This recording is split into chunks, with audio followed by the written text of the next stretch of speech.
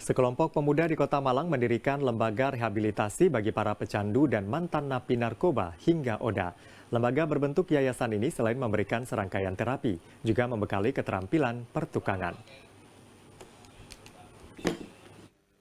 Berdiri tanggal 1 Februari 2022, Yayasan Sadar Hati berkomitmen mengentaskan para korban penyalahgunaan narkotika dan obat terlarang, termasuk orang dengan HIV/AIDS atau ODA.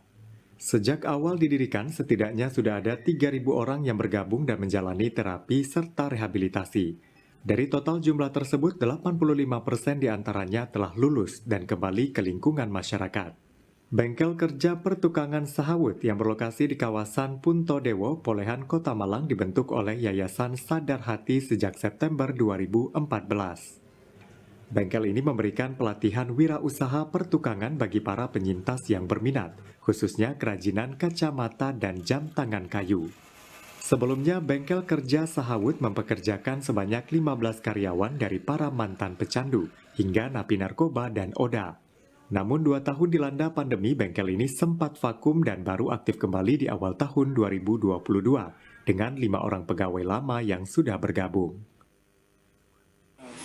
Yang bisa kami lakukan adalah karena memang faktor kesejahteraan sosial di komunitas pengguna narkoba, mantan napi dan orang dengan HIV itu kan masih rendah ya.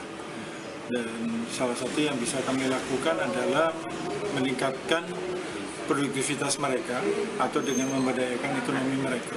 Salah satunya terlibat di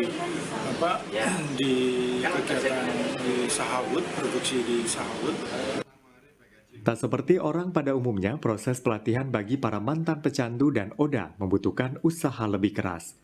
Merubah cara pandang dan motivasi hidup menjadi syarat utama sebelum memberikan pelatihan pertukangan. Jika para mantan pecandu dan ODA tidak lulus tahapan tersebut, dipastikan mereka tidak akan dapat bertahan lama di bengkel wirausaha kayu Sahawut.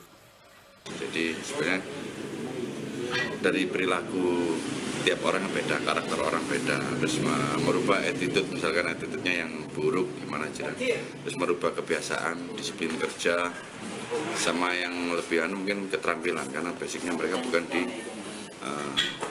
bukan akademisi atau bukan tukang, atau dari basicnya mereka nggak punya. Yang penting kan kita membangun suatu kemauan sebenarnya.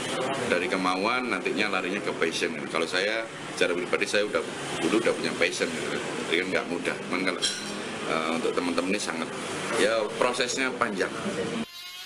Usaha kerajinan Sahawut sempat menapak kejayaan sebelum pandemi COVID-19 dengan merambah pasar internasional. Namun sejak Maret 2020 hingga awal 2022 lalu, Sahawut berada di titik terendah. Baru di pertengahan tahun ini, Sahawut mulai bangkit dan kembali memasok permintaan pasar nasional. Dari Malang, Wahyu Tiar, Metro TV.